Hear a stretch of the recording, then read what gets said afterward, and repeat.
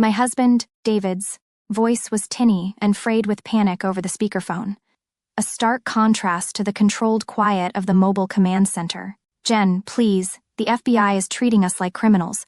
My brother is about to lose everything. You have to tell them to back off." I didn't bother looking up from the screen, my eyes tracing the cascading lines of hostile code that threatened to cripple a city. "David, your brother's server farm was an unsecured entry point for a state-sponsored attack on municipal infrastructure. He's not the victim here, he's patient zero."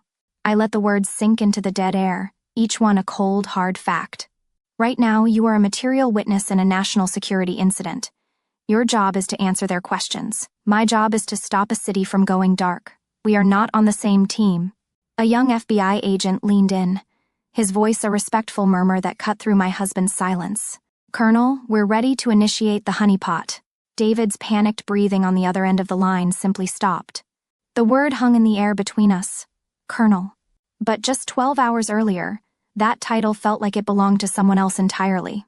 I stood on the dais of a formal military auditorium, the air thick with prestige and the scent of starched uniforms. A 4-star general pinned the silver oak leaf of a lieutenant colonel. To my shoulders, its weight both a burden and a profound honor. My smile was a carefully constructed mask, professional and steady, even as my gaze swept over the VIP section.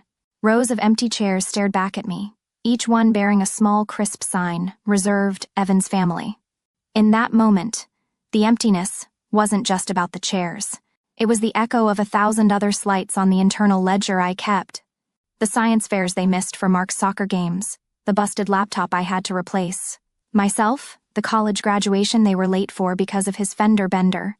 This was just the culmination. As the polite applause faded, I stepped backstage, my posture unwavering. A lifetime of practice in showing nothing while feeling everything. I pulled out my phone and saw a single, cheerful notification. It was from my mother, a woman who believed keeping the peace was more important than being fair, even if that peace came at my expense. The message was a photo of my brother Mark, the family's dazzling entrepreneur, grinning like a fool as he cut a giant red ribbon. The text underneath it was a quiet, devastating blow. "Mark's grand opening is a huge success. So proud, the whole family is here. Wish you didn't have to work." Work. The word twisted something inside me. 20 years of service, of deployments, of sacrifices they couldn't even begin to imagine. All of it dismissed as a simple day at the office with a condescending wink. The familiar coldness settled in my stomach, the heavy, tired weight of a truth I could no longer ignore, a truth that had been hiding in plain sight for decades.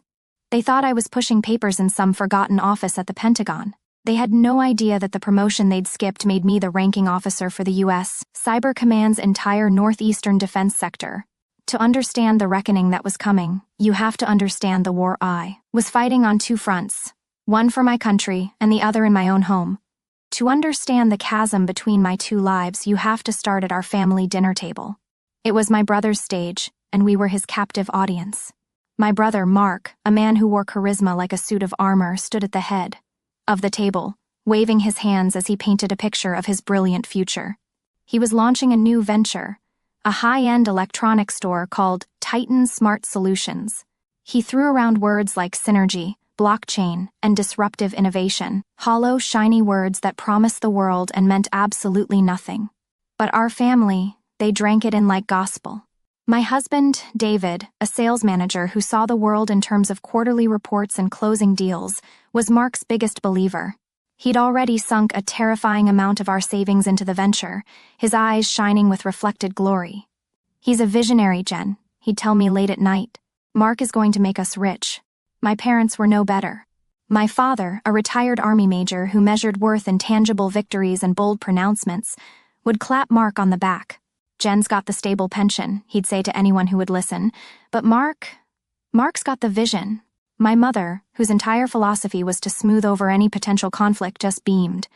Her pride for her golden boy a blinding light that left no room for anyone else. The conversation was a whirlwind of praise for Mark. His business plan, his choice of location, his marketing strategy. I waited for a lull, a small crack in the monologue where I might be able to share a piece of my own life. Finding one, I cleared my throat.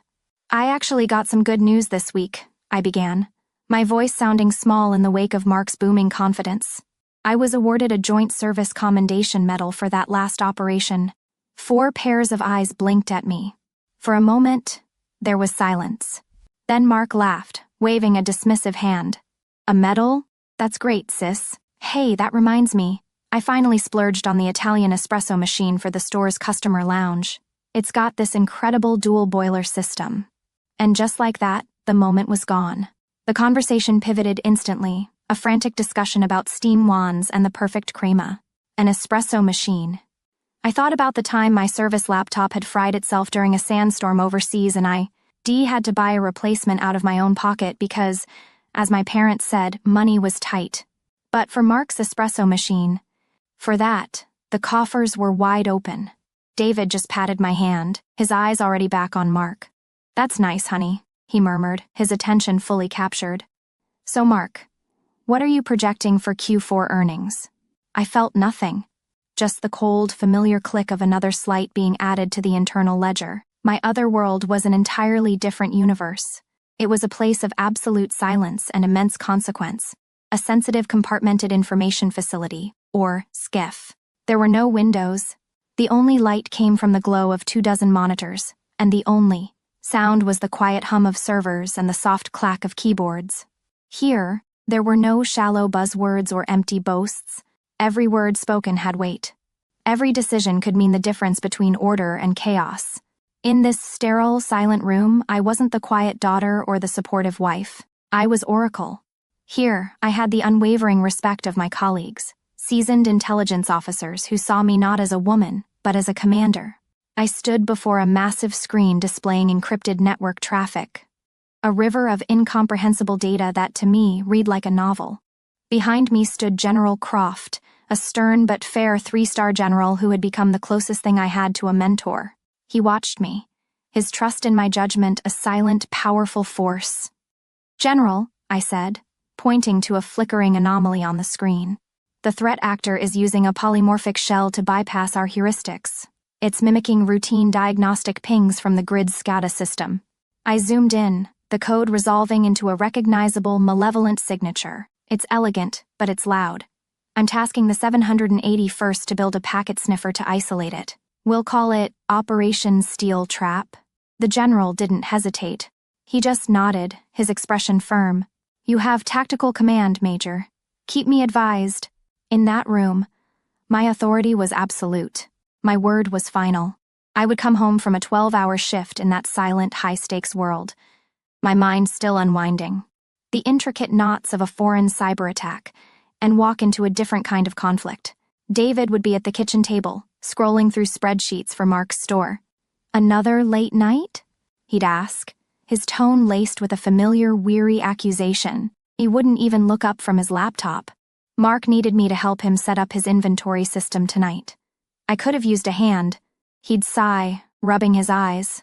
At least his work produces something real. I'd just stand there in the doorway, the weight of the official secrets act a physical wall between us. I couldn't tell him that my late night had involved tracing a hostile signal from a foreign power that was attempting to infiltrate the state's power grid. I couldn't tell him that the work he dismissed as unreal was the very thing that kept his world, and Mark's precious store, humming with electricity, so I said nothing. For years, I followed the rules. I kept my world separate to protect them, and to protect my mission. But on the day of my promotion, they made their choice. They decided my world didn't matter. They were about to learn that my world is the one that keeps theirs spinning. Backstage, in the quiet aftermath of the ceremony, my phone began to buzz. It didn't stop. The screen lit up with a relentless flood of notifications. 12 missed calls, then 25, then 47. A single frantic text from David punctuated the chaos. Call me. IT's an emergency. For a split second, my first instinct was the ingrained concern of a wife. A cold dread washed over me, the fear that something terrible had happened to my family, to my children. But years of training kicked in, suppressing the emotion and replacing it with cold, hard threat assessment. This wasn't just panic. This was a pattern. I took a deep, steadying breath, compartmentalized the sting of their abandonment, and shifted from daughter and wife into an entirely different mode. I didn't call my husband back. My first call was to a secure number, a contact in the local FBI field office. Agent Miller, this is Colonel Evans, I said, the new rank feeling solid and real in my mouth. I have reason to believe a commercial entity that opened today in your jurisdiction may be a target of a significant cybercrime. The business is Titan Smart Solutions. I gave him the address. There was no hesitation on his end. Miller knew my reputation from a joint task force 2 years prior. He just said, "I'm on it, Colonel. Will advise." I was no longer reacting to my family's crisis. I was proactively establishing a field of intelligence. Only then did I answer David's frantic incoming call.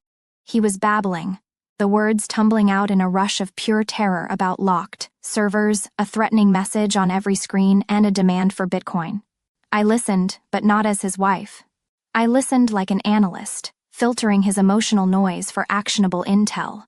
He was in the middle of describing the ransom note when he said the one thing that changed everything. And the weirdest thing is, all the traffic lights for 6 blocks are going haywire. That was it. The trigger, a switch flipped in my mind. This wasn't a simple smash-and-grab ransomware attack by some script kiddie. This was a blended threat, a coordinated event designed to cause civil disruption. This was an attack on infrastructure. I cut him off mid-sentence. "David, stop talking.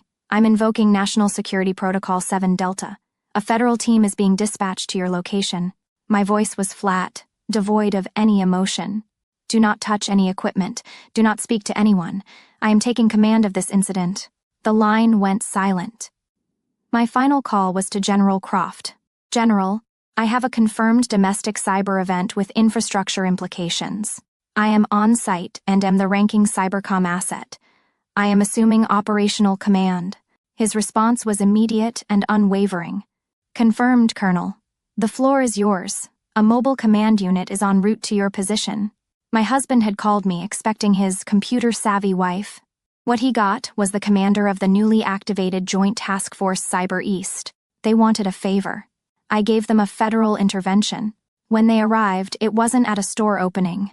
It was at a federal crime scene. My brother's sleek minimalist temple to technology, all glass and brushed steel, was now cordoned off with garish yellow tape. The celebratory mood had been replaced by the grim efficiency of an investigation. FBI agents in navy blue windbreakers moved with quiet purpose, their faces unreadable as they methodically cataloged equipment and dusted for prints. The only lights were the cold, rhythmic flashes of red and blue from official vehicles, painting sterile streaks across the storefront's proud Titan Smart Solutions logo. The dream had died before it had even drawn its first breath. My family, Mark, David, and my parents, was huddled together near the entrance. A small island of bewildered civilians in a sea of federal authority. Their faces were a mixture of confusion and fear. They kept looking around, as if expecting someone to step out and tell them this was all a grand misunderstanding. Their eyes kept landing on the source of the official activity, a hulking olive-drab vehicle parked at the curb. It was a military-grade mobile command center, a steel beast humming with contained power, its satellite dish pointed accusingly at the sky. It was a piece of my world, dropped unceremoniously into theirs, and they had no idea what to make of it. After what felt like an eternity, a young FBI agent approached them and gestured toward the MCC. He only wanted 2 of them. An agent escorted David and my brother Mark inside. I watched on a monitor as they stepped up into the command center, their expressions shifting from fear to utter disbelief. They were probably expecting a cramped office with a detective in a wrinkled suit. What they found was the nerve center of a major cyber warfare operation. They found my world. I was standing at the head of a long table, flanked by uniformed analysts and federal agents. I was in my duty uniform, sleeves rolled up, pointing at a massive digital map that glowed with tactical overlays and streams of data. I didn't turn as they entered. I didn't acknowledge their presence. My focus was on the mission. The ransomware was a diversion, I stated to the room, my voice calm and authoritative. The primary attack was a logic bomb targeting the Municipal Water Authority's control system. It was designed to corrupt the filtration controls. I then shifted my gaze on the monitor to a schematic of Mark's store network. "Mark, your unsecured public Wi-Fi was their front door. You might as well have handed them the keys." "Jen?" Mark's voice was a choked whisper. "What is this? Why are you here?"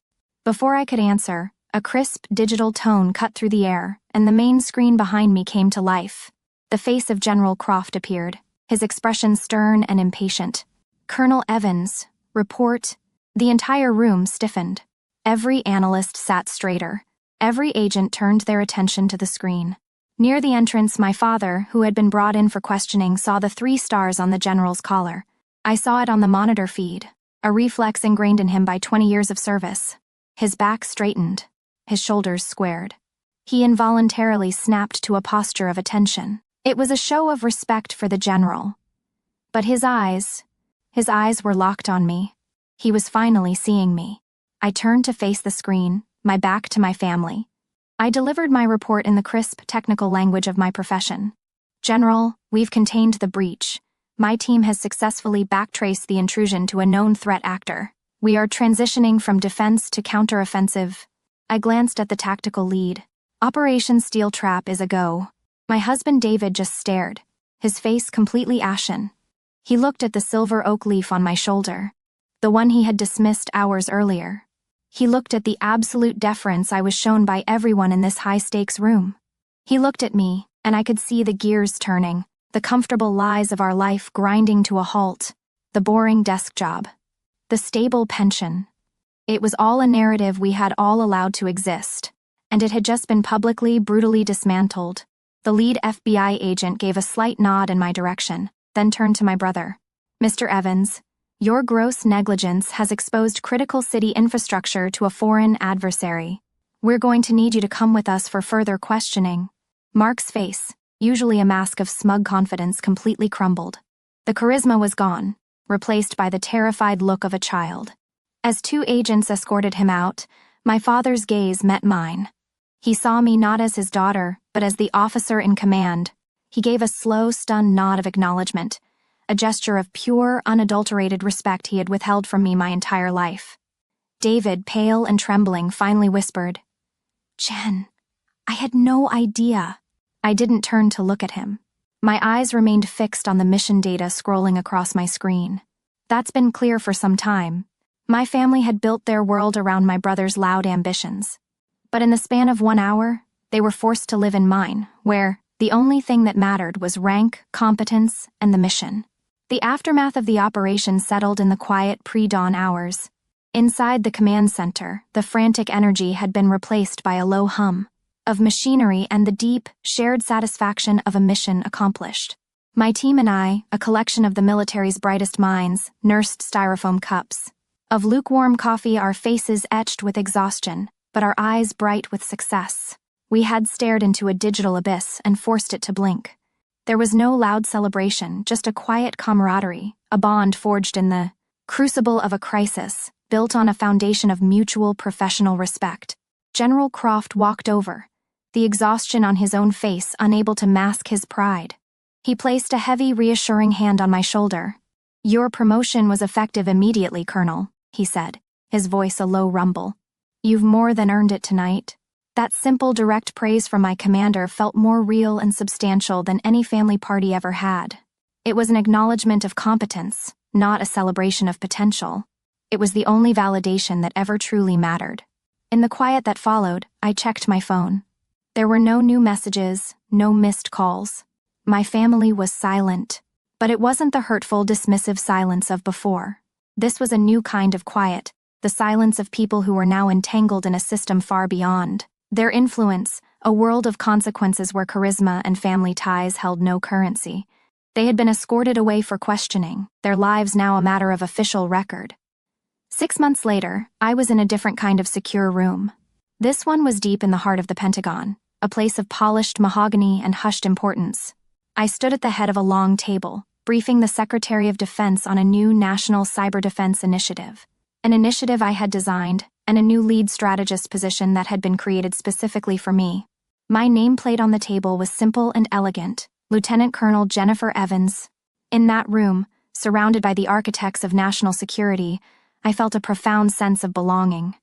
These people were my true peers. This was my real family, one founded not on obligation or birthright, but on a shared dedication to the mission. I was no longer a woman living 2 lives, I was simply myself, whole and respected, thriving in the world I had built in silence. The changes echoed back into my home, but softly, tentatively. The house itself felt different. Calmer. The frantic energy that had always revolved around Mark's latest venture was gone, replaced by a quiet routine. David was different. He was there, making dinner when I got home from a long day, the simple act a peace offering. He was in therapy, he told me one night, trying to understand the world he had been so blind to. He no longer asked about my day with polite disinterest. He asked thoughtful questions, about the parts I was allowed to share, listening with a newfound humbled respect. He was trying. It was a slow, uncertain healing, but it had begun, and it was entirely on my terms. The most telling change came from my children. I walked in on them one evening, spread out on the living room floor, working on a school project. The title, written in bright crayon, was my mom's top-secret job. Their faces, once filled with casual indifference toward my career, now shone with awe and pride. One morning, as I was reviewing overnight intelligence reports, an email popped up from an address I hadn't seen in months. It was from my father. The subject line just said, "Congratulations." I clicked it open, a sense of detached curiosity replacing the anxious yearning I once would have felt. The body of the email was short, almost terse. "I looked up the details of the Joint Service Commendation Medal," he wrote. "The one you told us about. I was wrong. I am proud of you, Colonel." I read the words, the final entry on an internal ledger I no longer needed to keep. The validation I had once craved, the acknowledgement I had spent a lifetime chasing. It had finally arrived in a 3-sentence email. I took a slow sip of my coffee, moved the message to a digital archive, and turned back to my work. The apology was noted, but my peace was no longer contingent on his approval. I had earned my own. For 20 years, I saluted the flag and a family that refused to see me. In the end, they had to stand at attention for the woman I had become all along. My promotion wasn't just a new rank, it was a reckoning. If you've ever had to build your own legacy in the shadow of someone else's spotlight, tell us your story in the comments. In this community, we salute competence,